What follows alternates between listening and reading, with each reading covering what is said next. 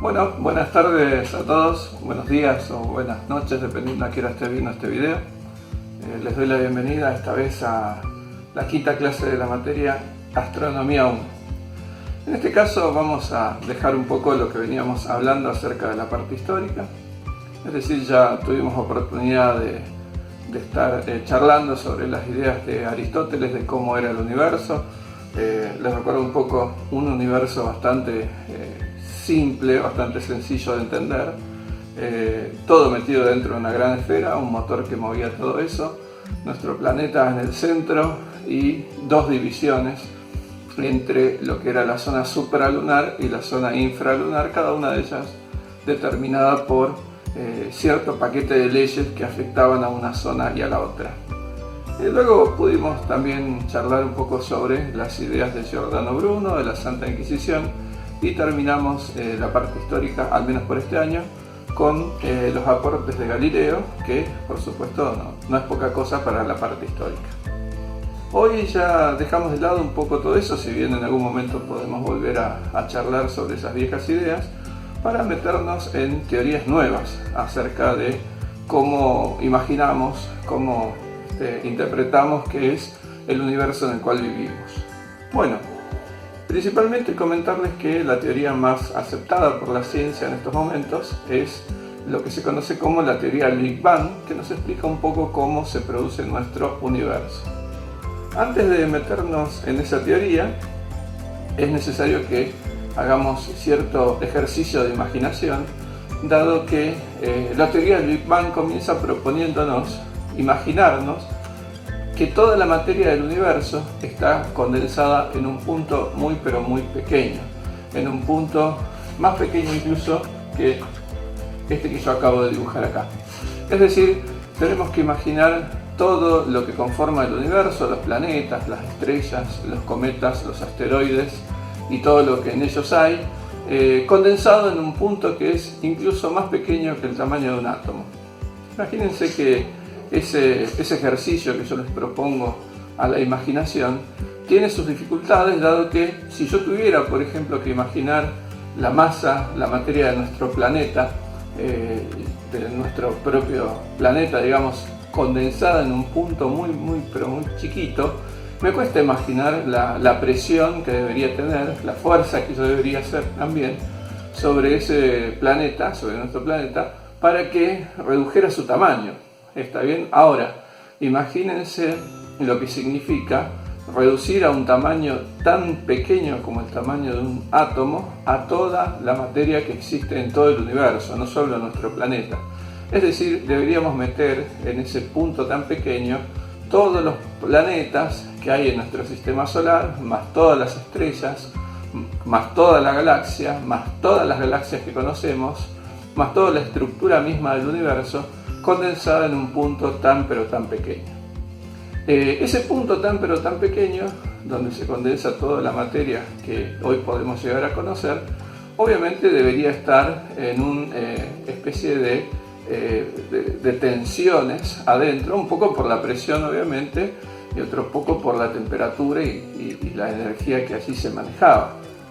Ahora bien, ese punto en medio de la nada, es decir, cuando hablo de nada estoy diciendo que no hay nada, ni siquiera espacio ni tiempo. Ese punto flotando en medio de la nada, donde ni siquiera existe ni el espacio ni el tiempo, en algún momento terminó explotando. Y ahí es donde surge todo. Por eso también la teoría lleva ese nombre, la teoría del Big Bang, que en inglés, como saben, nos significa gran explosión. Para ubicarnos un poco en el tiempo, la ciencia propone que esa gran explosión se produjo hace unos 13.800 millones de años. Producto de esa explosión, como a menudo sucede en las explosiones que conocemos, se libera partículas cargadas energéticamente, algo que no nos cuesta imaginar, por ejemplo, si recordamos un poco cómo explota, cómo estalla un cohete a fin de año, ¿no? Si yo le prendo la mecha, no sé, a un cohete cualquiera y explota, podemos ver cómo partes de ese material termina expulsado en todas direcciones y sentidos. Un poco es eso lo que propone esta teoría del Big Bang. Es decir, toda esa materia que estaba tan condensada en un punto tan pequeño termina en una gran explosión Momento en el cual para la física es algo importante porque en ese preciso momento es cuando se produce toda la energía que existe hoy en día en el universo. Como saben, la primera ley de la termodinámica nos propone que la energía no se puede crear ni se puede destruir, solamente se puede transformar, lo cual nos deja una consecuencia bastante llamativa, al menos para mí. Significa que la cantidad total de la energía que existe en todo el universo se ha mantenido constante a partir de ese Big Bang. Nunca más, a partir de ese momento, hace 13.800 millones de años, nunca más se produjo ninguna otra cantidad de energía. Es decir, la energía que se produjo en ese momento es la que manejamos hoy en día. Tampoco se destruyó, se mantuvo constante. En el medio, como sabemos, dado que la energía no se puede ni crear ni destruir, solamente pueden existir transformaciones. Transformaciones de las cuales, por supuesto, nos ocupamos de estudiarlas en esta ciencia tan querida, tan amada por nosotros como es la física. Pero volviendo a este punto inicial, les proponía esta teoría científica del Big Bang. Nos sugería que hace 13.800 millones de años estalla ese punto donde estaba condensada toda la materia del universo, y lo que sale de esa explosión son partículas con mucha carga energética. No estoy hablando solamente de calor, sino que estoy hablando con una alta cantidad de energía. Tanta energía tenían esas partículas que ni siquiera habían logrado tener la estabilidad suficiente como para que esas partículas puedan ser consideradas átomos. Es decir, todavía no se habían formado los primeros protones, tampoco se habían formado los primeros electrones y mucho menos los primeros neutrones. Eran simplemente una especie de protopartículas, es decir, partículas que no habían llegado a formarse y que tenían tanta energía que hasta ese momento de la explosión, momentos después, no habían podido ni siquiera haber alcanzado la estabilidad suficiente como para ser átomos. Tuvieron que pasar varios miles de millones de años para que esos átomos, a medida que se iban alejando de la explosión, como podemos imaginar, si tenemos un material que termina explotando, sale disparado en todas direcciones y sentidos, y en ese viaje esas partículas tan cargadas tuvieron que pasar varios miles de millones de años, como les decía, para que su energía comenzara a descender y de esa manera estabilizarse en las partículas que conocemos hoy en día. Es decir, después de varios miles de millones de años, recién ahí se pudieron comenzar a formar los primeros átomos. Ahora bien, llegando a este punto de la historia que nos propone esta teoría científica del Big Bang, una vez que se formaron los átomos, se formaron átomos pero muy elementales, muy pequeños, muy simples. Y los átomos más simples, como estarán imaginando, son los átomos más pequeños, generalmente asociados a lo que son los átomos de hidrógeno y alguna pequeña cantidad de átomos de helio, pero principalmente átomos de hidrógeno. Si pueden recordar un poco sobre lo que es la química, van a recordar entonces que el átomo de hidrógeno está formado por protones, tiene un núcleo formado por un protón, y dando vuelta, orbitando alrededor de ese núcleo formado por el protón, hay otra partícula un poco más pequeña en masa, que son los electrones, que tienen carga negativa, al menos esta propuesta desde la química. Ni siquiera tienen neutrones, es decir, son átomos con muy poca masa. Ahora bien, esos átomos que se formaron una vez que se comenzaron a estabilizar energéticamente las primeras partículas producidas luego del Big Bang, comenzaron a distribuirse, pero acá viene lo curioso. La distribución en el universo no fue uniforme, es decir, las partículas cuando fueron disparadas en todas direcciones y sentidos no ocuparon un espacio homogéneo. En pocas palabras, había zonas, regiones del universo, del espacio recién creado, donde esas partículas eran más abundantes en ciertas zonas. Esa zona donde los átomos de hidrógeno eran más abundantes es lo que generalmente se conoce como la zona del medio interestelar. ¿Por qué lleva ese nombre? Justamente porque en estas zonas es donde comienza a actuar, dado que ya las partículas del hidrógeno tenían masa, aunque sea una masa muy pequeña como es la masa del protón y la masa del electrón, comienza a actuar una de las fuerzas más importantes para nosotros desde el estudio de la astronomía, que no es otra más que la fuerza gravitatoria. Es decir, esos átomos de hidrógeno comienzan a ser atraídos entre sí para formar ciertos cúmulos de hidrógeno. Esta fuerza, la fuerza gravitatoria que actúa sobre todos los centros de masa de todas las partículas, es muy importante para todo lo que nosotros podamos llegar a tratar en astronomía, porque justamente, incluso fíjense la importancia que tiene, que en astronomía la conocemos como la fuerza arquitecta del universo.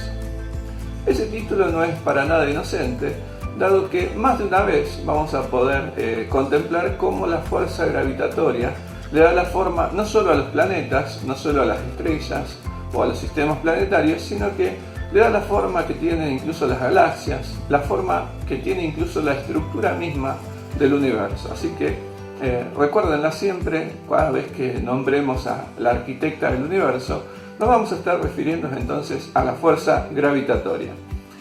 Durante la clase que viene, después de que deje en claro las pautas del parcial que se viene, que quédese tranquilo, me imagino que va a ser una actividad bastante entretenida para usted. Vamos a estar charlando sobre lo que significa la fuerza gravitatoria y sobre todo el aspecto histórico de cómo se llegó a las ecuaciones y qué significado tiene dentro de lo que es la mecánica clásica, y por supuesto también tendremos que mencionar acerca de la definición que tiene la fuerza gravitatoria desde la perspectiva de la mecánica relativista. Pero bueno, eso va a ser el tema de la clase que viene. En este caso, les decía yo, la fuerza gravitatoria es la que ocasiona, la causante de que esos átomos de hidrógeno, principalmente, comenzaran a atraerse entre sí para formar los primeros cúmulos. Estos pequeños cúmulos o esferas de hidrógeno comienzan, con el paso de varios millones de años, a formar las primeras esferas de hidrógeno que podríamos empezar a enunciar como protoestrellas. Es decir, pequeñas acumulaciones que todavía no podemos definirlas como estrellas porque no tienen la suficiente energía, no están produciendo la suficiente energía, pero sí son el material básico con el cual se van a producir, se van a ir formando las próximas estrellas. A partir de esas protoestrellas, obviamente a medida que va ganando materia, a medida que va ganando más átomos de hidrógeno que estaban por ahí pululando en ese medio interestelar, la protoestrella empieza a crecer de tamaño. En ese aumento de tamaño va a aumentar principalmente lo que es la presión y la densidad.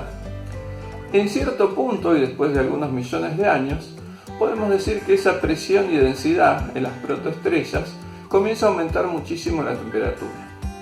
En ese aumento de la temperatura llega a niveles tales que los átomos de hidrógeno comienzan a cocinarse. ¿Qué es esto de cocinarse? Bueno, lo que estoy diciendo es que los átomos de hidrógeno, después de algún tiempo de estar sometidos a tanta presión y a tanta temperatura, terminan transformándose en otro tipo de elemento químico. Es decir, los átomos de hidrógeno pasan a convertirse en átomos de helio. Este proceso es conocido desde la física o de la química como el proceso de fusión nuclear.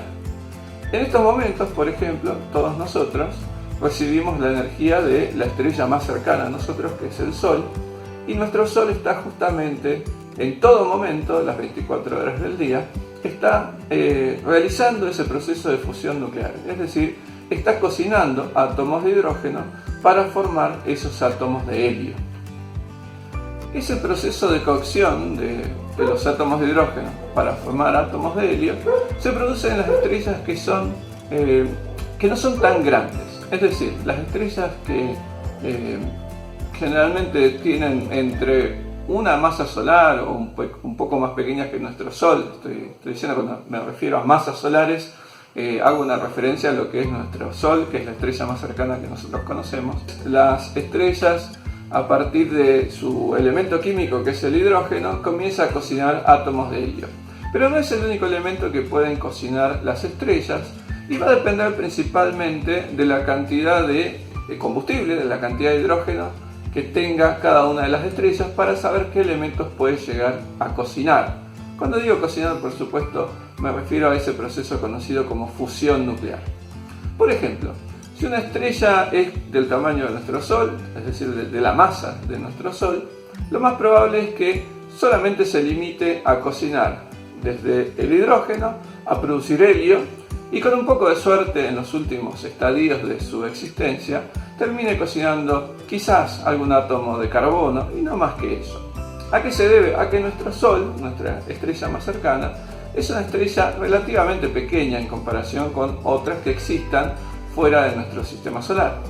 Por ejemplo, hasta un tamaño de estrella equivalente a una masa y media de nuestro Sol, ese va a ser el único proceso de fusión nuclear que pueda ocasionar. Es decir, la estrella se va a limitar a cocinar hidrógeno, helio y con un poco de suerte, al finales de su existencia, algo de carbono y nada más que eso. Ahora, si la estrella es más grande, supera una masa y media solar, ahí la cosa se vuelve interesante porque la posibilidad de cocinar otros elementos químicos es mayor. Por ejemplo, si tenemos una estrella de unas 4 o 5 masas solares, ahí la cuestión va a estar bastante más interesante. A medida que la estrella comienza a cocinar el hidrógeno y formar helio, la estrella también va a ir aumentando de tamaño. En ese aumento de tamaño, la estrella va a pasar de ser una estrella normal a llamarse, como se llama en la astronomía, gigantes rojas. Esas gigantes rojas lo que van a hacer es justamente aumentar la temperatura, pero fíjense que curioso que a medida que aumenta de tamaño y aumenta la temperatura también, disminuye el brillo, cosa que en astronomía puede sonar un poco extraño. Y les digo por qué. En astronomía las estrellas se caracterizan principalmente por dos factores. Uno de ellos tiene que ver con la luminosidad y otro de ellos tiene que ver con su color. Cuando hablamos de luminosidad nos referimos a cuán luminosas son respecto a lo que es nuestro Sol. Siempre tomamos de referencia a nuestro Sol justamente porque es la estrella más cercana y obviamente la que más conocemos. Pero el segundo factor, lo que tiene que ver con el color de la estrella, para la astronomía es importante porque el color determina también la temperatura que alcanza una estrella. Generalmente las estrellas blancas, o tirando al celeste, azuladas o blancas, son las que mayor temperatura alcanzan.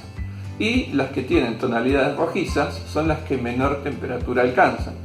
Yo hace unos momentos les decía, una estrella, a medida que va cocinando el hidrógeno y lo transforma en helio, y se va agotando el hidrógeno, porque en algún momento se va agotando, eso también va a determinar de alguna forma el tiempo de existencia de una estrella.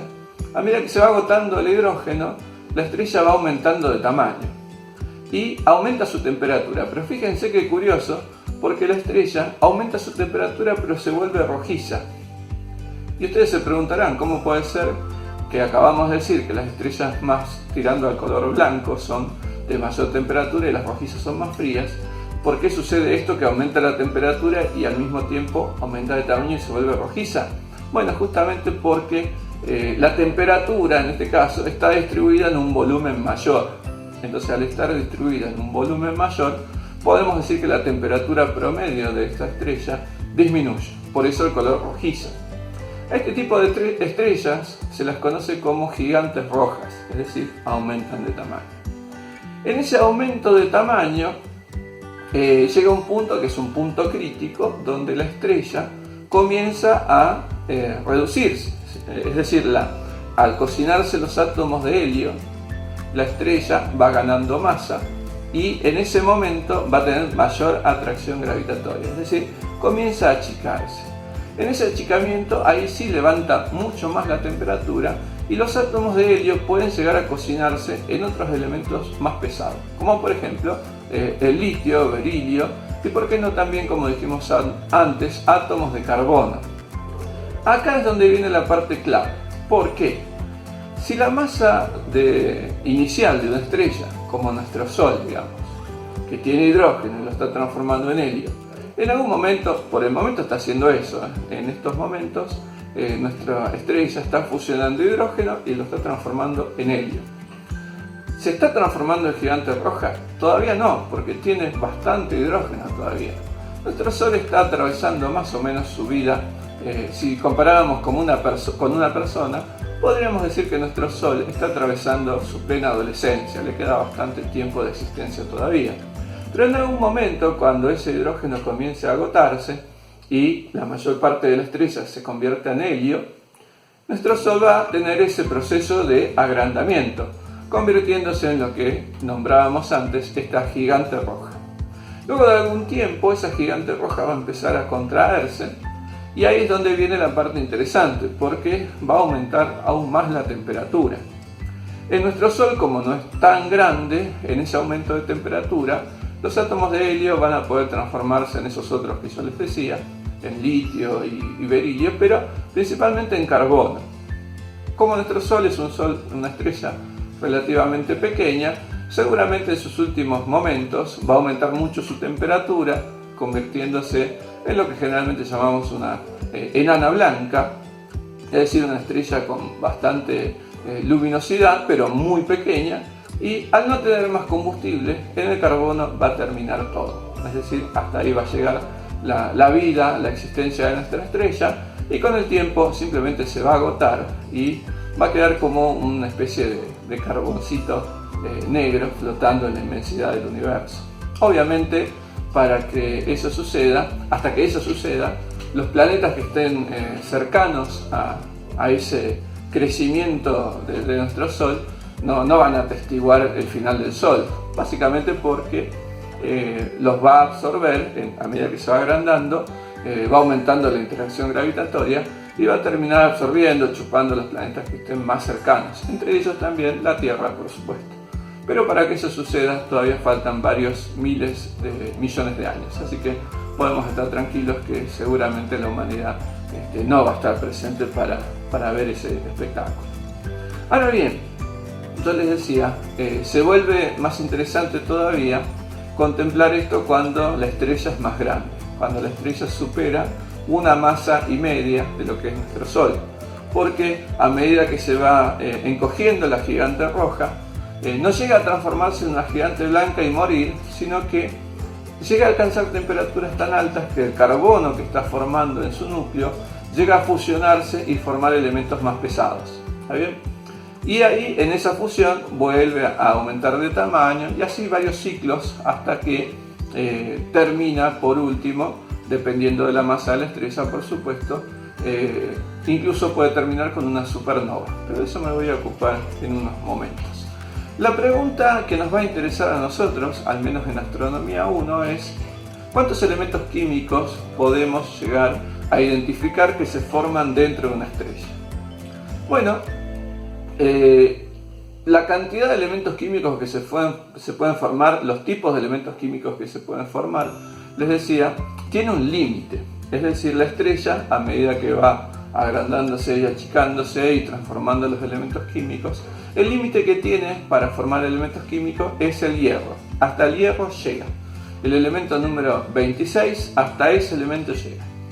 Obviamente, si nosotros consideramos que solamente en nuestro planeta existen muchos más elementos químicos que el hierro, la pregunta casi obligatoria es ¿de dónde se producen los otros elementos químicos? ¿Cómo se generan los otros elementos químicos? Y acá quizás lo interesante es hacer una analogía en este momento y comentarles este ejemplo más de la cocina. Por ejemplo, si uno tuviera que cocinar un bife de costilla y uno no lo quiere cocinar en la plancha, sino que lo quiere hacer al horno de la cocina, no voy a tener ningún problema en poner ese bife de costilla en una fuente, llevarlo al horno y al cabo de 25 o 30 minutos seguramente ya esté cocido. Ahora, si yo quiero cocinar algo más grande, por ejemplo, un lechón a fin de año, y digo, bueno, voy a comprar un lechón mediano tirando a chico, unos 10-12 kilos como máximo, seguramente el horno de la cocina me quede chico, seguramente el horno de la cocina no alcance para que yo lo pueda meter al lechón y lo pueda cocinar, entonces necesito un horno más grande. Seguramente se acostumbra a llevarlo, por ejemplo, a un horno de panadería. Entonces en la panadería, que es un horno más grande, te cocinan el lechón y te lo dan ya cocinado. Ahora, si quisiera cocinar algo aún más grande, no sé, un una media vaca entera, la quiero cocinar y el horno de la panadería ya me queda chico. Es más, llega un momento en que sea tan grande el animal que ya no existe un horno que yo lo puedo usar para cocinar. Entonces, ¿cómo puedo cocinar algo grande? Lo que estoy diciendo es que, con esta analogía, que si yo quisiera cocinar elementos más pesados que el hierro, ya no existe un horno lo suficientemente grande, es decir, no existe una estrella lo suficientemente grande como para poder cocinar esos elementos químicos. Como por ejemplo el elemento químico del oro, el elemento químico del titanio, el elemento químico de cualquiera que esté, en realidad el titanio creo que sí, en este momento no me acuerdo de la tabla periódica, pero cualquier elemento químico, el mercurio por ejemplo, cualquier elemento químico que esté por encima del número 26, del número atómico 26, son elementos químicos muy grandes, muy pesados, que no hay estrella lo suficientemente grande como para fusionar sus elementos y obtener eso. Entonces, ¿cómo se obtienen? ¿De dónde vienen? ¿Hay algo que tenga más energía que una estrella? Bueno, acá la explicación es casi excesivamente simple. Lo que sucede es que si no tenemos un horno lo suficientemente grande como para cocinar elementos químicos lo suficientemente pesados como los que existen y acabo de mencionar, lo que se hace es hacer explotar el horno. Es decir, esos elementos químicos superiores al hierro, al número 26, se producen cuando las estrellas terminan explotando. Ahora, a esa explosión de estrellas se la conoce comúnmente como supernovas. Generalmente los elementos químicos más pesados son producidos en esas explosiones, conocidas generalmente como supernovas de tipo 2. Ahí es donde se produce el oro, donde se produce el mercurio, donde se produce el uranio, donde se producen todos el estroncio, todos los elementos químicos más pesados que el hierro. Todos los otros elementos del hierro hacia atrás, hasta obviamente el hidrógeno que está formado en las estrellas, son formados entonces por fusión nuclear en las estrellas. Esto nos deja también, antes de que sigamos conversando acerca de lo que es esta teoría del Big Bang y cómo podemos interpretar la formación del universo, es bueno que hagamos una reflexión al respecto. Si nosotros pensamos que todo a nuestro alrededor está hecho de elementos químicos, es decir, si yo tomara una piedra del suelo, seguramente voy a encontrar silicio, quizás encuentre algo de carbono, seguramente algo de calcio, oxígeno, un poco de agua, es decir, voy a encontrar hidrógeno y oxígeno. Todos los elementos químicos que forman el planeta donde vivimos, en algún momento formaron parte de las estrellas y en algún momento se cocinaron en las estrellas. Ahora, ese pensamiento se vuelve mucho más interesante cuando consideramos que nuestro propio cuerpo, todo lo que somos nosotros, todos los elementos de los cuales estamos hechos, todos los materiales que contenemos y que nos contienen a nosotros mismos, en algún momento fueron parte de las estrellas. Es decir, como solía decir Carl Sagan, todos somos parte del polvo de las estrellas. En algún momento todos nuestros elementos químicos formaron parte de alguna estrella, algunas más chicas, otras más grandes, e incluso en algún momento nuestra materia formó parte de esas grandes explosiones de las estrellas conocidas como supernova. Esta reflexión, quizás muy pequeña en este momento, significa un gran cambio en la forma en la cual nos concebimos o podemos concebir un propio ser humano. Cuando nosotros nos damos cuenta que la materia que nos forma en realidad es polvo de estrellas, podemos quizás observar el cielo y el firmamento con otra mirada, casi con una mirada de añoranza hacia ese lugar que alguna vez ocupó nuestros átomos que forman nuestro cuerpo y que ahora, casi por efecto de la casualidad, terminó formando lo que nosotros somos y, ¿por qué no?, también lo que nosotros pensamos. Bueno, con esto podemos decir que es muy evidente que si a una persona común, a cualquier persona le podríamos preguntar qué producen las estrellas o qué produce nuestro Sol, quizás la mayoría de las personas asocien a nuestro Sol o a las estrellas en general con la producción de energía. Eso es cierto. A nuestro planeta la energía lumínica, no solo la lumínica, sino también por radiación solar, toda la energía que nos llega, proviene de nuestro Sol principalmente. Si bien nos llega un poco de la energía de las otras estrellas, está tan lejos que frente a la cantidad de energía que nos llega a nuestro Sol, el resto parece casi despreciable. Pero no nos cuesta imaginar que nuestro Sol es la fuente de energía. Ahora, con lo que acabamos de decir, podemos ampliar también nuestras miradas y darnos cuenta de que no nuestro Sol, pero sí el resto de las estrellas, en algún momento dieron incluso su materia para que nosotros formemos parte de nuestro cuerpo y de todo lo que existe a nuestro alrededor. Así que seguramente cambiemos de opinión entonces respecto a lo lejana y lo extraña que puedan ser las estrellas para la vida cotidiana. Creo que comprender que todo lo que nosotros nos rodea e incluso lo que somos proviene desde hace varios millones de años de esas estrellas, nos puede cambiar también un poco la visión que tenemos del mundo.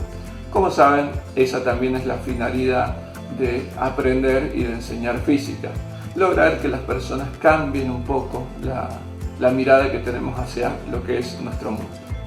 Muy bien, siguiendo un poco con la teoría del Big Bang y luego de la formación de esas primeras estrellas, nuestro Sol tiene una edad aproximada de unos 4.600 millones de años. Pocos millones de años después se formó nuestro planeta. Ahora, la pregunta es ¿cómo se forman los planetas, ¿no? Los soles, las estrellas, ya vimos cómo se forman, ya estuvimos charlando cómo se forman en realidad. Vimos que era por una aglomeración de átomos de hidrógeno que están dando vueltas por ahí. Ahora bien, como yo les decía, algunas estrellas que son pequeñas, es decir, aquellas estrellas que no superan 1,5 de masas solares, pueden formar los átomos más livianos: hidrógeno, helio, berilio, litio, carbono, boro. Y a medida que se van agotando, también es cierto, les llega ráfagas solares de otras estrellas, les llega radiación de otras estrellas, lo que hace que mucho de ese material del cual está formando la propia estrella se aleje de sí misma.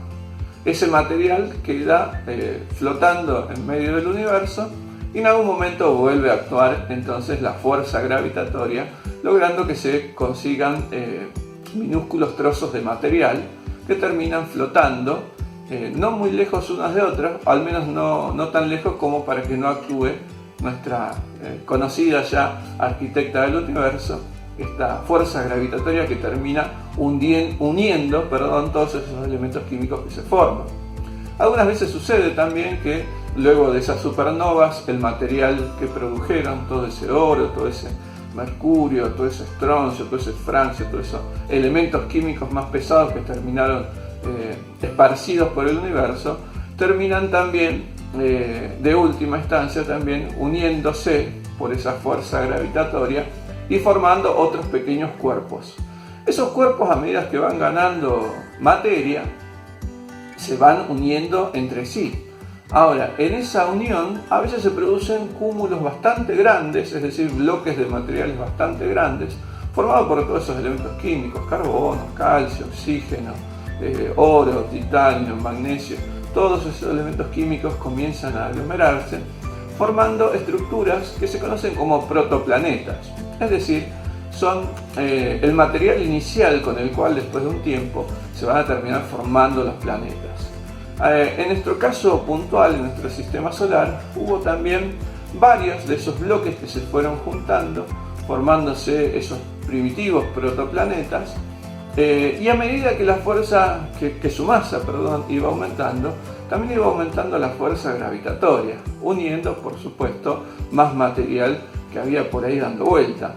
Ahora, aprovecho todo esto para comentarles una pregunta que generalmente hacen los estudiantes del nivel secundario, y es: ¿por qué los planetas son esféricos? ¿Hay posibilidades de que haya un planeta que tenga otra forma? No sé, que tenga una forma de un cubo, que tenga la forma de una pirámide, que tenga una forma distinta a una forma esférica. La respuesta es, lo más probable es que no. ¿Por qué? Porque a medida que, ustedes imagínense, un poco, obviamente acá volvemos a explicarlo desde el punto de vista de la física, si dos partículas chocan en un choque plástico, esas partículas terminan unidas por esa fuerza gravitatoria. Ahora, si a esas dos partículas las impacta una tercera, una cuarta, una quinta partícula, se tiene que conservar el impulso angular. Es decir, si la choca no justo en el centro de masa, sino que la choca un poco de costado, va a empezar a girar. Y en ese giro, y a medida que va acoplando más material que esté dando vuelta por ahí, en ese giro la materia, los elementos químicos comienzan a calentarse, no lo suficiente como para que se produzcan fusiones, pero sí lo suficiente como para que la forma, la distribución de ese material sea lo más uniforme posible. Y la unión más uniforme posible responde justamente a esa forma esférica. Justamente la arquitecta, nuevamente, fíjense cuántas veces estamos nombrando a la fuerza gravitatoria, justamente esa vieja arquitecta del universo vuelve a actuar incluso en la formación de los planetas, haciendo que los planetas tengan esa forma esférica. Insisto con esto, la forma responde entonces a una distribución equidistante de todos los materiales que va adosando ese protoplaneta y que termina formando al planeta tal cual lo podemos conocer. Así le sucedió a nuestro propio planeta, al planeta Tierra.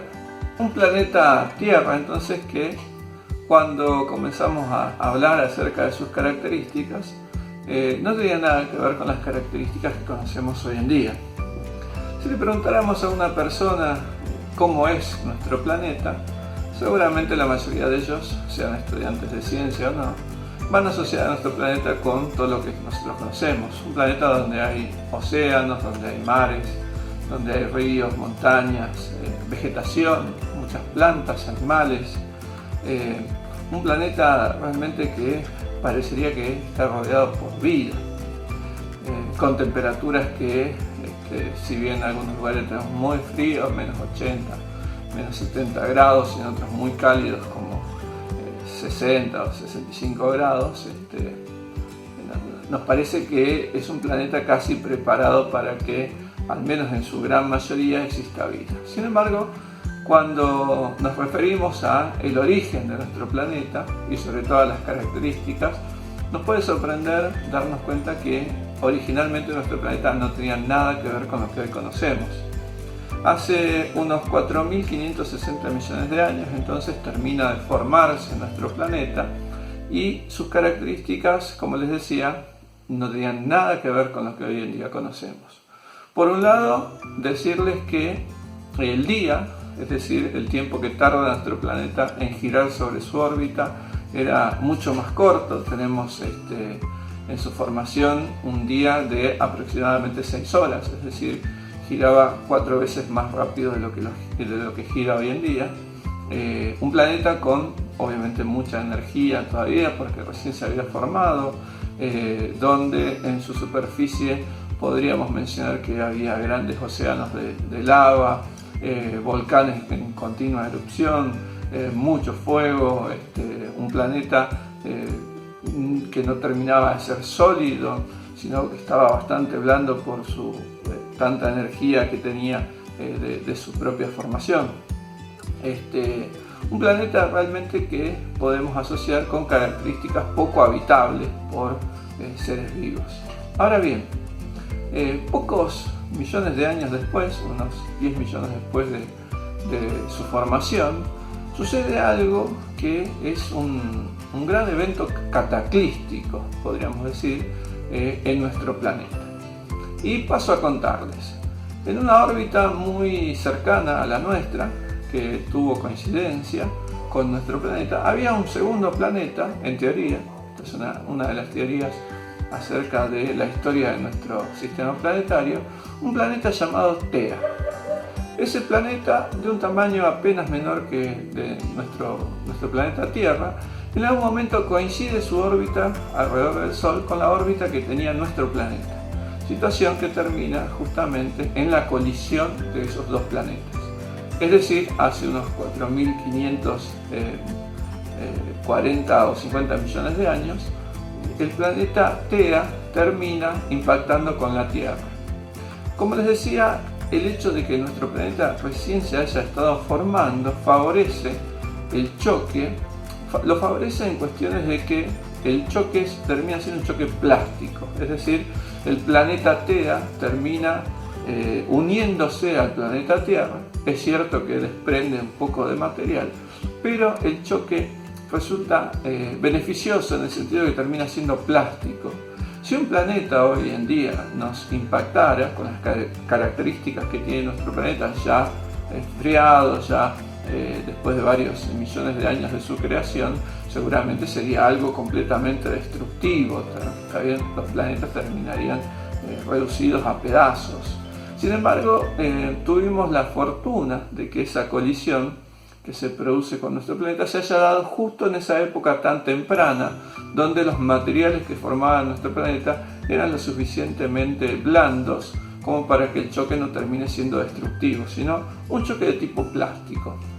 Ahora bien, en ese choque de tipo plástico entre Tea y la Tierra se desprende gran parte del material, y ese material queda atrapado también, gracias nuevamente a esa fuerza arquitecta del universo, esa fuerza gravitatoria. Queda atrapado gran parte de ese material en la órbita de nuestro planeta, formando lo que conocemos hoy en día como nuestro satélite más famoso, nuestro único satélite natural, que tiene el nombre de la Luna. Ese acontecimiento fue muy importante para nuestro planeta porque se produce una disminución en la velocidad de giro por dos factores. Obviamente el primer factor tiene que ver con el impacto, con el choque con este otro planeta llamado Tea, y por otro lado también por la fuerza entre las gravedades de la Luna y de la Tierra. Como saben, la Luna tiene mucha menos masa que nuestro planeta, sin embargo tiene mucho efecto, sobre todo en las mareas, un montón de ciclos más de nuestro planeta, tiene mucho efecto en la velocidad de giro. Ahora bien, ¿qué se ocasionó entonces? Lo primero que se ocasionó es que la velocidad de giro disminuye. En total, de esas 6 horas que duraba una vuelta completa de nuestro planeta, un día de 6 horas, terminamos teniendo lo que hoy en día tenemos como un día de 24 horas. Esa disminución en la velocidad de nuestro planeta también hizo que las temperaturas bajasen, y en ese descenso de temperatura podemos empezar a identificar entonces la solidificación de muchos de los materiales que formaban nuestro planeta originalmente. Entonces ahí es donde comienza a tener las características físicas que hoy en día conocemos. Con esa solidificación también tenemos la precipitación hacia el centro de nuestro planeta de los elementos químicos más pesados, como el hierro, el zinc y todos los elementos químicos más densos que tenemos, y a medida que vamos subiendo en las diferentes capas se van ubicando los elementos menos densos, también como sucede en todo sistema físico. Con el tiempo, obviamente, la temperatura empieza a ser cada vez menor, empieza a bajar mucho, se solidifican las superficies, cambian el tema de las presiones y demás. Y todo eso es importante porque va a darle el resultado final con las características más amistosas, si se quiere, para lo que es la presencia de la vida. Es decir, esto viene a colación de lo que estamos hablando porque quería hacer notar cómo un evento cataclístico, como es el choque entre dos planetas, termina dándoles a nuestro planeta justamente las características suficientes y necesarias como para que la vida no solo aparezca, sino que también prolifere y evolucione. Es un hecho histórico de nuestro mundo bastante interesante. Entonces, para ubicarnos un poco temporalmente, tenemos la formación de nuestro planeta, allá hace unos 4.560 millones de años. Unos 10 millones de años después tenemos la colisión teórica de este planeta llamado Tea contra la Tierra. Eso desprende parte del material y forma la Luna, la cual queda sujeta por la fuerza gravitatoria a nuestro planeta, orbitando alrededor nuestro, y parte obviamente de la materia de Tea queda unida al planeta Tierra. La ventaja de todo esto es que ambos planetas no estaban lo suficientemente sólidos como para que haya sido un choque destructivo, sino que termina siendo un choque más de características plásticas, fusionando también, juntando también, para ser más exacto, los materiales que estaban formados ambos planetas. Muy bien, entonces Estas características que les mencionaba yo sobre los cambios de temperatura, los cambios de las condiciones, empezó a darle forma a lo que luego posibilitaría entonces la aparición de la vida en nuestro planeta. Cosa que hoy no vamos a estar tratando, pero sí la clase que viene, ya que no voy a profundizar sinceramente sobre la aparición de la vida, donde seguramente la profesora de biología tenga mayor capacidad y capacitación que yo para hablarles al respecto. Apenas vamos a estar nombrando y mencionando una que otra teoría acerca de la aparición de la vida en nuestro planeta y bajo qué condiciones fue evolucionando, pero hasta ahí nada más. No es mi intención en esta clase de astronomía llevarlos hacia el conocimiento de la biología, porque, insisto, no es ni mi especialidad ni tampoco es la intención de esta clase. Así que bueno, hasta acá tenemos entonces la formación de nuestro planeta hace unos 4.560 millones de años. Lo que sí me interesa es debatir un poco, si bien en estas clases de tipo virtuales perdemos esa esencia del debate presencial, donde puedo escucharlos en directo a ustedes sobre las opiniones y demás, me interesa debatir un poco acerca de las concepciones del universo, cómo era concebida por la Iglesia y cómo es concebido por la ciencia.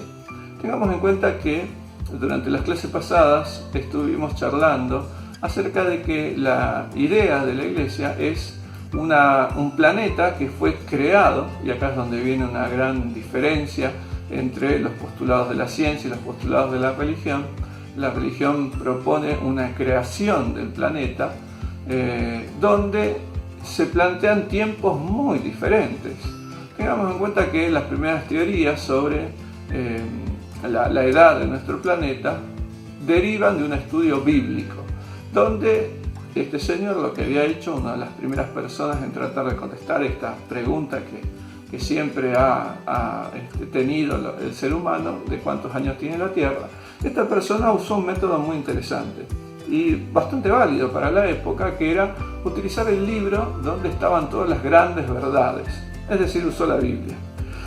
En ese estudio de la Biblia, lo que hizo este señor, como ustedes saben, es sumar cuántas personas, según la Biblia, habían vivido desde la creación de nuestro planeta.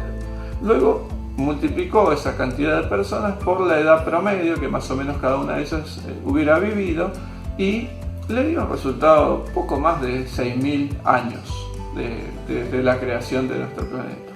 Tengan en cuenta que las cifras son significativamente diferentes. Desde la religión plantean una Tierra que tiene una edad de unos poco más de 6.000 años, y yo les estoy diciendo que en esta teoría del Big Bang y en estas teorías de cómo se formó el universo y nuestro planeta, sugerimos que la edad de la Tierra ronda aproximadamente los 4.560 millones de años, es decir, una cifra muy pero muy diferente. Esto también nos permite explicar todos los cambios que fue teniendo a partir de la formación misma de nuestro planeta. Como les decía, un planeta que tenía características muy diferentes, donde no estamos hablando de una corteza sólida, sino que más bien era de tipo líquida, con características de choque plástico con otro planeta, la formación de la Luna, mientras que la teoría creacionista nos lleva más bien a pensar un planeta que se formó tal cual lo conocemos hoy en día, preparado para todos los tipos de vida que existen, preparado para que la persona pueda vivir y procrear y desarrollarse, con un planeta prácticamente creado a la medida del ser humano. Esto nos diferencia muchísimo entre las dos versiones. También decirles que existen, eso es cierto, algunas entidades educativas donde se prohíbe de alguna manera, o se trata de reducir a la mínima expresión las ideas científicas de cómo se formó el universo, con esta teoría del Big Bang y de la Tierra, y se privilegia más bien esa idea creacionista del análisis bíblico de que la Tierra tiene una edad de poco más de 6.000 años. Con esto estoy diciendo que efectivamente hay muchos ciudadanos, sobre todo en otros países como Estados Unidos, por ejemplo, donde las personas siguen creyendo que el planeta tiene poco más de 6.000 años, obviamente dificultándose todo lo que tiene que ver con esta historia de cambios en el sistema planetario, en las características del planeta, y obviamente afectando a la concepción del universo tal cual nosotros la interpretamos desde la evidencia científica. Así que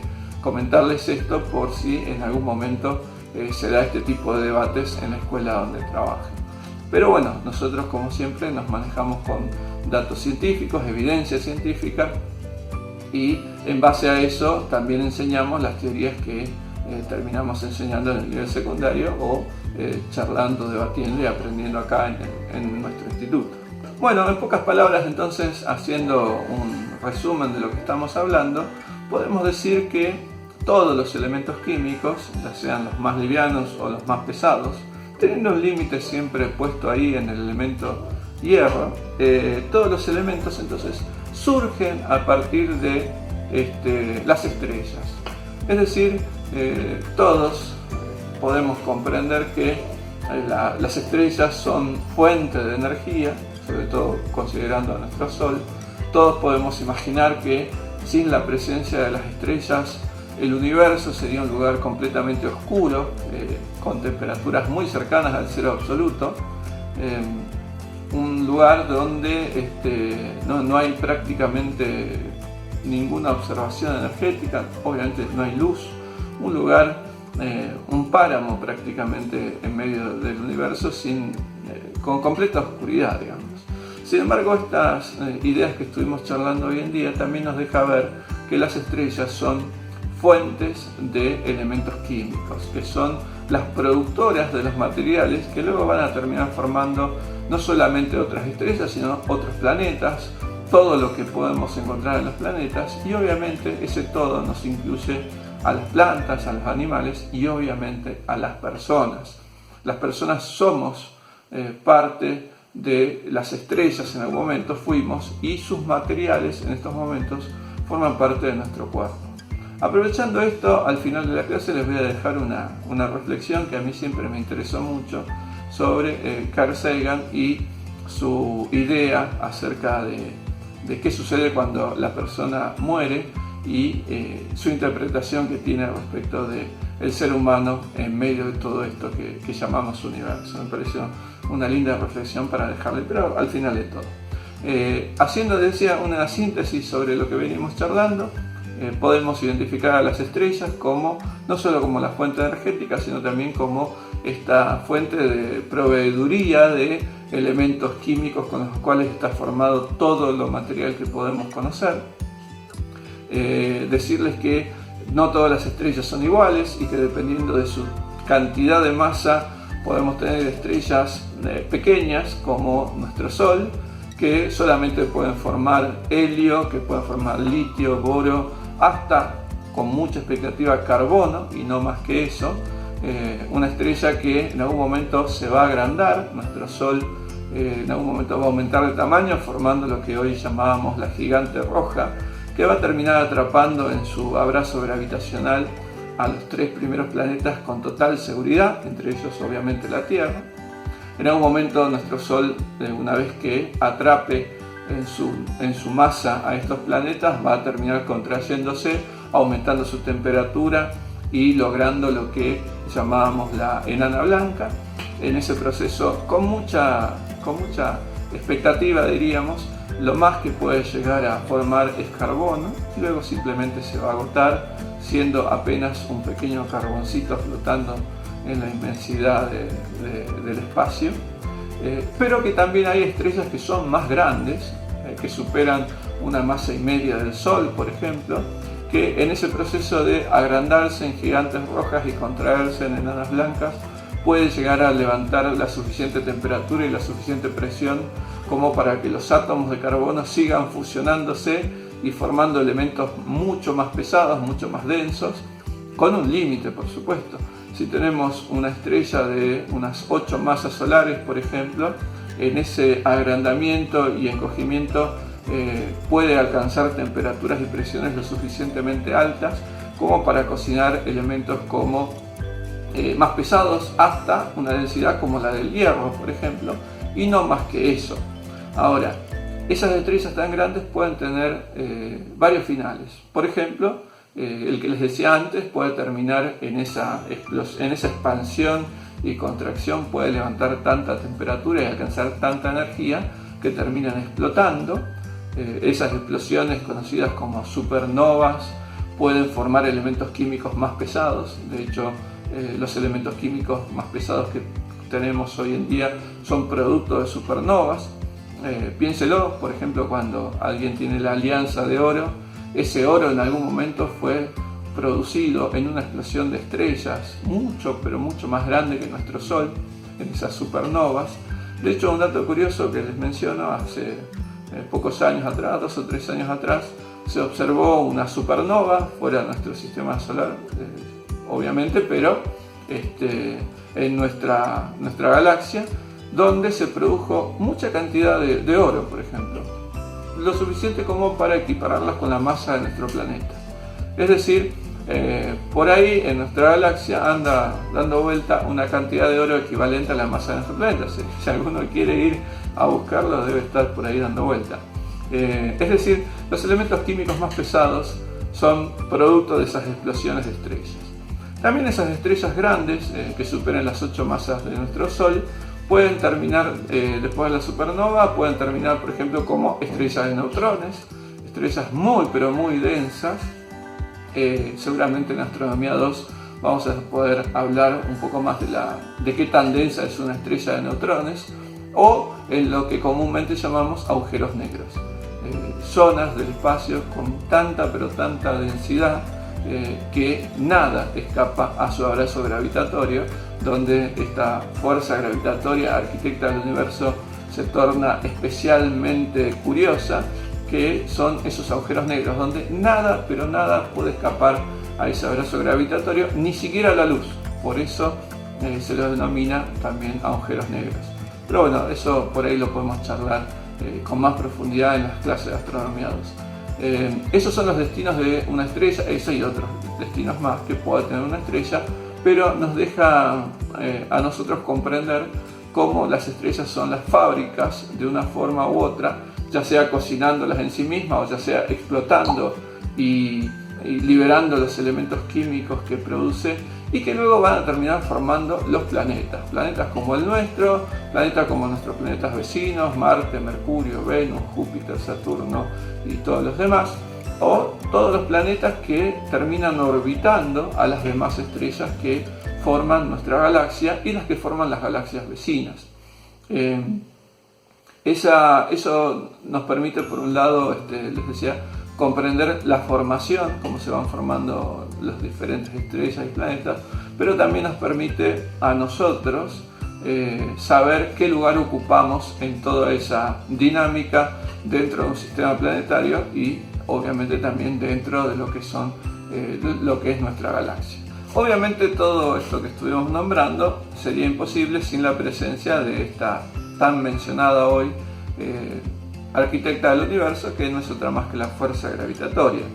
Durante la clase que viene vamos a estar justamente charlando sobre esta teoría, esta inicialmente teoría y luego ley de gravitación universal, presentada por el más grande, por supuesto, Isaac Newton, y por qué no también nos vamos a dar el lujo de estar charlando un poco sobre los aspectos históricos de cómo se llega a esta ley de gravitación universal, y además también llevar a un paralelismo de lo que hoy entendemos que es la gravedad.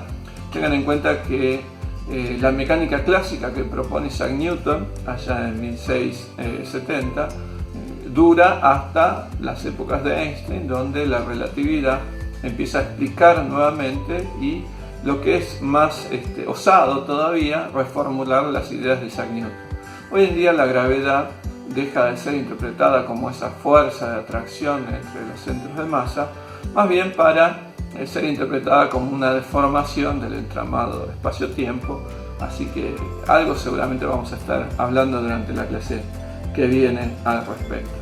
Bueno, nada más, por hoy creo que hemos charlado bastante, espero no haber sido demasiado denso, al menos no lo suficiente como para que se hayan convertido ustedes en estrellas, chiste astronómico, pero quería avanzar un poco con los contenidos porque además ya en estos próximos días, creo que incluso puede ser que mañana o pasado, esté subiendo la 6ª clase que, sorpresa, tiene que ver con el próximo parcial, con el primer parcial de la materia. Un parcial que estuve pensando en estos días y que me interesó porque, tranquilo por ahora, porque me parece que es un parcial que va a tener un buen recibimiento. Creo que la consigna del parcial les va a resultar interesante porque tiene que ver con lo que estuvimos hablando, por ahí un poco con lo histórico, por ahí un poco con esta teoría del Big Bang, con la formación de los planetas y demás, pero me parece que le va a quedar a usted una herramienta muy interesante para trabajar con el nivel secundario. Tengan en cuenta que todo lo que estuvimos hablando hoy, todo lo que estuvimos charlando, uno lo tiene que llevar luego al nivel secundario, donde se van a encontrar seguramente con varios obstáculos de aprendizaje que por ahí en los niveles más superiores no tenemos. Astronomía es un tema que tiene muchos contenidos, sobre todo en un primer año, con estudiantes muy jóvenes, estudiantes en ciencias que por ahí tienen 11 o 12 años y se van a encontrar justamente con varios obstáculos. El principal de ellos, cuando hablamos de astronomía, tiene que ver con este manejo de grandes cantidades, ¿no? Cantidades, como se dice comúnmente, astronómicas. Justamente volvemos a la materia de astronomía, acá tienen justamente esa connotación. Porque, por ejemplo, si hablamos del Big Bang y decimos que el universo surge de una gran explosión hace unos 13.800 millones de años, y el estudiante no sé si llega a comprender. Fíjense que a mí, que yo soy grande todavía y que doy la materia de astronomía, todavía me cuesta interpretar un poco qué significa 13.800 millones de años en comparación con lo que es, por ejemplo, la vida de una persona. Y sí, 13.800 millones de años es un número muy grande, pero ¿qué tan grande es? Quizás para una persona joven, una estudiante de ciencias naturales, le sea lo mismo decir 13.800 millones de años que 600.000 millones de años. No sé si tienen la noción de qué tan grande es ese número en comparación con otros números. Por eso a veces se van a encontrar con esto de que el estudiante trata de memorizar justo el número, ¿no? Entonces por ahí el número es 13.852 millones de años. Y no sé si es tan importante que sepan la cifra justa. Quizás que tenga una cifra significativa, sí. Es decir, 13.800 millones de años es un número redondo, que quizás no es justo el número exacto que propone la ciencia, pero que es muy aproximado y que nos permite no quedarnos con la cantidad en sí misma, sino comprender que fue hace mucho tiempo. Eso creo que es un gran escollo que vamos a tener que resolver al momento de enseñar la parte de astronomía en el secundario. Y como le decía, la consigna del parcial a usted le va a dar no solamente obviamente el trabajo de resolver el parcial, de hacer cumplir con la consigna, sino también le va a dejar una herramienta para que el día de mañana, cuando esté frente a los estudiantes de un primer año o de cualquier año, pueda tener otro acercamiento acerca de la astronomía. ¿Está bien? Así que a mí me entusiasma bastante la consigna, creo que ya la tengo lista, solamente la tengo que tipear y subirla. Espero que a usted también le interese bastante. Yo estoy confiado en que sí, yo estoy confiado en que le va a gustar. Vamos a ver cómo nos manejamos con estas nuevas tecnologías. También decirles que el estudiante del nivel secundario seguramente tenga muchas preguntas para hacerle. La astronomía, al igual como lo dijimos acá en esta materia, creo que es la joya de la corona para lo que es física. Creo que estamos viviendo épocas donde la astronomía goza de mucha, pero mucha difusión y popularidad. Es decir, en una clase de astronomía no se va a sorprender de las preguntas que le va a hacer su estudiante, seguramente. Preguntas relacionadas con todo, desde qué pasa cuando una persona cae en un agujero negro, qué pasaría si la persona cae en un agujero negro, se puede viajar en el tiempo, cómo se va expandiendo el universo, es cierto que sucedió el Big Bang, cómo se formó la Tierra. Son preguntas que el estudiante, sobre todo cuando son muy jóvenes, llaman mucho la atención y al no tener ningún reparo en hacerla, a la pregunta seguramente se la dirijan a usted. Lo más probable es que esta materia y la materia que viene no terminen de prepararles el año que viene, no terminen para prepararlos a ustedes para contestar todo el abanico de preguntas que le puede hacer un estudiante del nivel secundario. Por lo tanto, insisto con algo que yo ya les dije en alguna oportunidad. Terminar la carrera de profesorado de física es solamente el puntapié inicial para continuar estudiando. Un profesor, sobre todo en ciencias, nunca para de estudiar porque la ciencia sigue avanzando continuamente. Y aprovecho y le comento esta anécdota que tuve yo hace algún tiempo atrás. Estaba dando mis clases de ciencias naturales, como las tengo hoy en día todavía, hace unos 3 o 4 años atrás. Y como estuvimos hablando hoy, después de esta teoría, de empezar con la teoría del Big Bang, después de la gran explosión, el universo se está expandiendo. Eso es cierto, el universo se expande, con él todo lo que hay en él, estrellas, galaxias, planetas, nosotros, todo lo que forma el universo se está expandiendo. Hasta hace algunos años se suponía que esa expansión tenía una velocidad decreciente, es decir, se expandía, pero a medida que se iba expandiendo cada vez se expandía con menos velocidad. Eso llevaba a una única conclusión: en algún momento el universo se iba a terminar deteniendo, y cuando se detenga, ¿qué iba a pasar? La fuerza gravitatoria iba a empezar a actuar y se iba a empezar a contraer hasta llegar a ese punto inicial que había formado justamente la explosión del Big Bang. Ese fenómeno se lo conocía como Big Crunch, o sea, el gran estrujamiento.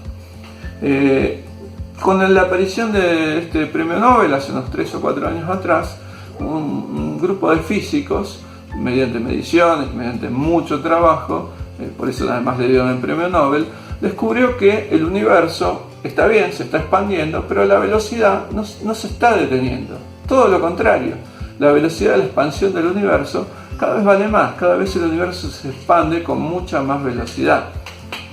Entonces la teoría del Big Crunch se cae, no la podemos sostener. Es decir, sabemos que se expande, de ahí obviamente hay otras conclusiones, ¿no? Desde ahí se empezó a hablar de la materia oscura, en ese momento se habló de la energía oscura, empezamos a tener nuevas preguntas y empezaron a surgir nuevas teorías. Pero lo interesante que voy con esta anécdota es que en ese momento yo estaba dando clases de ciencias naturales y había terminado justamente de explicar la parte de astronomía. Los chicos mis estudiantes ya habían comprendido muy bien cómo el universo se expandía, cómo en algún momento se iba a detener y se iba a producir el Big Crunch, y yo ya estaba en otro tema. Pero al momento de enterarme de este premio Nobel y de las consecuencias, en un momento paré la clase y les comenté a los estudiantes, les dije, bueno chicos, así como hace pocas semanas decíamos que el universo se expandía cada vez con menos velocidad y que en algún momento se iba a detener y se iba a producir un estrujamiento, hoy en día sabemos que eso no es así. Hoy en día sabemos que el universo se expande, pero no se está deteniendo, todo lo contrario, cada vez vale más velocidad, cada vez lleva más velocidad y no se sabe por qué. Entonces algunos estudiantes decían, con toda lógica, pero entonces todo lo que estudiamos estaba mal. Y sí, es cierto, todo lo que estudiamos hasta ese momento acerca del Big Crunch, de las características del universo, al menos de esos temas, nos equivocamos. Hoy en día descubrimos otras cosas. Y muchos decían, no sé para qué estudiamos. Y eso creo que fue un momento muy importante de la clase, porque me permitió comentarles a los estudiantes esto que nos pasa como ciencia. Esto que nos pasa como ciencia de estudiar, y lo que estudiamos hoy en día, dentro de poco tiempo ya no va a tener validez. O vamos a descubrir que está mal, o vamos a encontrar algunas otras cosas como para ampliar lo que ya sabemos. Y esto es una de las cosas más interesantes que tiene el estudio de la ciencia y sobre todo la enseñanza de la ciencia. Porque nosotros, cuando seamos profesores de ciencia, terminar la carrera de profesorado es apenas el comienzo. Uno sigue leyendo, sigue estudiando, sigue enterándose de cosas nuevas y debe cambiar no solo los contenidos que da en la clase, sino también la forma en la que vamos dando clases. Con esto lo que les estoy diciendo es que Si hay algún profesor de ciencias, ya sea física, química o por qué no biología, que se haya recibido hace 20 años atrás, si ese profesor nunca se capacitó, si ese profesor nunca hizo cursos, si ese profesor nunca siguió leyendo y se quedó estudiando por ahí el material que él tenía de esa época, seguramente esté dando clases no solo desactualizadas, sino que esté dando clases mal, con contenido que está equivocado. Sucede en todo, sucede en la química, sucede en la física. Es necesario que nos sigamos actualizando. Los profesores de ciencia tenemos la necesidad más que la obligación de hacerlo. Si no, vamos a terminar hablando cualquier cosa en las aulas, formando estudiantes en ciencia escolar que van a estar equivocados desde el comienzo. Así que comentarles esto, comentarles que tenemos esa obligación. Y parte de esto de ir formándonos con cosas nuevas también nos obliga, por supuesto, a estar actualizados con la tecnología. Por eso también esta propuesta que yo les voy a hacer de primer parcial, porque involucra también las nuevas tecnologías. Espero que se sorprendan, por eso me sorprendí con esto que estuve practicando estos días, porque soy más grande que ustedes por ahí, pero espero que les sorprenda también el trabajo con esta nueva consigna de parcial. Así que bueno, nada más, por ahora los dejo, tampoco es mi intención hacer tan larga la clase. Hoy pudimos estar hablando sobre esta teoría del Big Bang, la formación de las estrellas, los planetas, los cambios que fue teniendo, la aparición de los compuestos de los elementos químicos. También hoy me están viendo, ese también fue un cambio que he tenido. Hasta el momento por ahí solo escuchaba mi voz, ahora ya van a estar viéndome más de frente, como para que constaten que no es otra persona que me está imitando y que se está haciendo pasar por mí. Nada más, después saludarlos, mandarles un enorme afecto. Además está decirles que se extraña las clases, se los extraña a ustedes, extraño mi laboratorio, extraño el instituto, pero no queda otra más que cumplir la cuarentena. Les pido encarecidamente que obviamente los que tengan que salir a trabajar, eso está fuera de toda discusión, no hay otra más que salir a trabajar, pero sigamos evitando las reuniones sociales, tratemos de no hacer festejos de cumpleaños con gente que venga de afuera. Hace poco, la semana pasada, se liberó en San Miguel las reuniones religiosas para hacer misas, para hacer reuniones cristianas, así que estamos en un momento muy delicado de la cuarentena. Creo que el sistema de salud está a punto de colapsar, así que no tenemos un muy buen panorama inmediato, así que pedirles encarecidamente que se cuiden muchísimo, obviamente que cuiden a su familia, que tratemos de mantener la distancia social si tenemos que salir, el uso de tapabocas, desinfectar las cosas que compramos afuera. Yo sé que la Organización Mundial de la Salud no tiene pruebas para decir que lo que compramos afuera puede tener cierta carga viral que termine contagiándonos, pero siempre es mejor prevenir, así que tratemos de cumplir lo mejor posible la cuarentena para ver si con un poco de suerte a fin de año o a comienzos del primer trimestre del año que viene ya tengamos la posibilidad de acceder a la vacuna. Así que bueno, nada más, mandarles un afectuoso saludo. Nos estamos viendo acá seguramente la próxima clase para ya meternos con la parte de fuerzas gravitatorias, Newton y alguna que otra ecuación y cuentas y nada más que eso. Espero que estén todos bien, les mando un afectuoso saludo y nos estamos viendo la próxima clase. Me despido de esto, pero también les dejo al final esta promesa de reflexión sobre lo que tiene que ver con esta carta que escribió, esta carta de Carl Sagan respecto a lo que son su visión del universo y qué lugar ocupamos en todo esto. Que me pareció linda anécdota para contarles a ustedes y que por qué no la puedan llevar a la escuela secundaria. Así que les mando un afectuoso saludo. Bueno, a continuación entonces les dejo esta carta o esta nota de autoría de Anne, la esposa de Carl Sagan. Recordemos que ambos contraen matrimonio en el año de 1981 y algunos años después a Carl Sagan le detectan una enfermedad del sistema nervioso relacionada con la mielina que termina su vida algunos años después. A todo esto, la esposa Anne deja este siguiente mensaje. Cuando mi esposo murió, era tan famoso y conocido por no ser creyente que muchas personas me preguntaron, y todavía me pasa a veces, si Carl había cambiado y se había convertido al final en un creyente en la vida después de la muerte. También me preguntaron con frecuencia si creo que lo volveré a ver. Carl se enfrentó a su muerte con coraje y tenacidad y nunca buscó refugio en ilusiones. La tragedia fue que los dos sabíamos que nunca nos volveríamos a ver. No espero volver a reunirme con Carl, pero lo más grandioso es que mientras estuvimos juntos, por casi 20 años, vivimos en una apreciación real de lo breve que es la vida y lo precioso que es. Nunca trivializamos el significado de la muerte, fingiendo que era algo más que una separación definitiva. Cada momento que estuvimos vivos y estuvimos juntos fue milagroso, pero no en el sentido de inexplicable o sobrenatural. Sabíamos que habíamos sido beneficiados por el azar, que el azar puro haya sido tan generoso y tan amable que nos pudimos encontrar, como Carl escribió tan bellamente en Cosmos, ya sabes, en la inmensidad del espacio y en la inmensidad del tiempo. Que hayamos podido estar juntos durante 20 años. Eso es algo que me sostiene y que es mucho más significativo. La forma en que me trató y en que lo traté, la forma en la que nos cuidábamos el uno al otro y a nuestra familia mientras vivió. Esto es mucho más importante que la idea de que lo volveré a ver algún día. No creo que vuelva a ver a Carl, nunca más, pero nos vimos el uno al otro y nos encontramos el uno al otro en el cosmos, y eso fue maravilloso.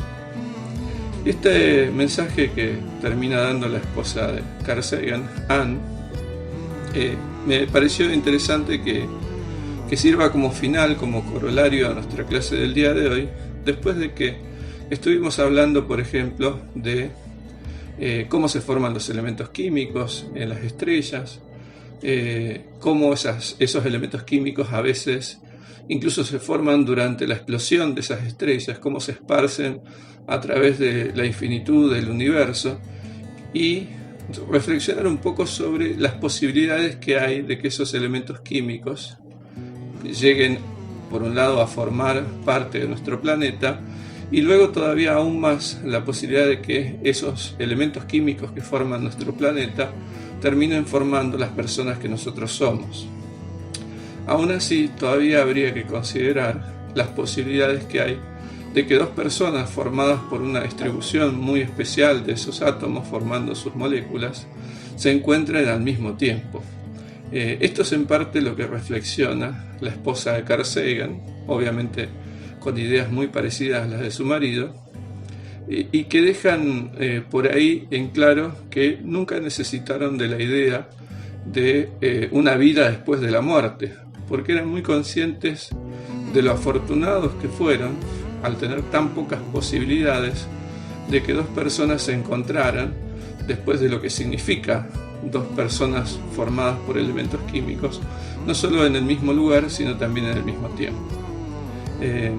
Esta carta menciona también una dedicatoria que le hace Carl Sagan mientras fueron marido y mujer. Carl Sagan le hace una dedicatoria en su libro quizás más famoso, en su libro de Cosmos, donde la dedicatoria dice lo siguiente: en la vastedad del espacio y en la inmensidad del tiempo, mi alegría es compartir un planeta y una época con Annie. Esa es la dedicación que le hizo Carl Sagan a su esposa. Creo que por ahí esto a mí me significa bastante, porque muchas veces cuando uno charla con personas que son creyentes, que creen en un Dios que maneja el destino de las personas o que cree en una vida más allá de la muerte, muchas veces cuando las personas creyentes charlan con personas que no lo son, es muy común que pregunten cómo se puede ser feliz en una vida donde uno sabe que después no se va a volver a encontrar con los seres queridos. Cómo uno vive feliz o cómo uno puede ser feliz sabiendo que no hay algo después de morir. Y creo que la respuesta viene por ese lado.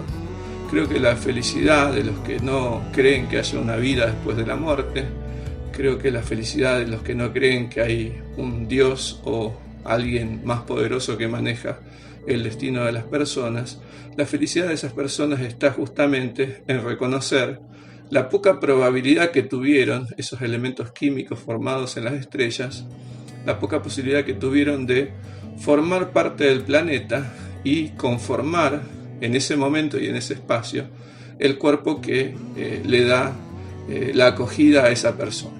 Creo que eso significa la felicidad para esa persona. Significa la felicidad de saberse que uno está vivo y saber las pocas probabilidades que había de que eso suceda y que aún así sucedió. No espera más, no espera que haya algo más después de la muerte, porque es muy consciente de lo afortunado que es de estar con vida en ese momento. Y creo que eso le permite a la persona reconocer y valorar un poco más la vida. Sin esperar algo que venga después de estar muerto, se disfruta quizás un poco más y se valora un poco más la vida y el tiempo y el espacio en el cual uno está viviendo.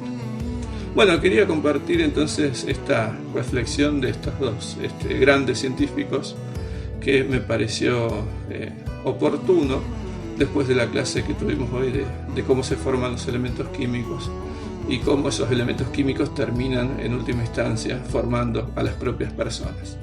Así que bueno, esto es todo. Les mando nuevamente un afectuoso saludo y nos estamos encontrando entonces en la sexta clase.